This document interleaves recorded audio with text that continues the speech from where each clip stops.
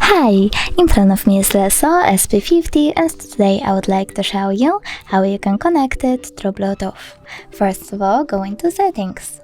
Now click on Network and Connection over here and tap on Bluetooth. Click on the switcher if it's not already on and then tap on one of the devices that you want to connect to.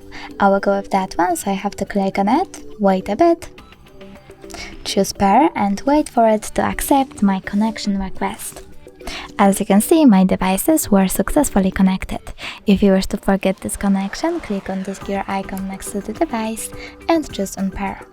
Thanks so much for watching. If you enjoyed this video, don't forget to leave a like, comment and subscribe. Bye!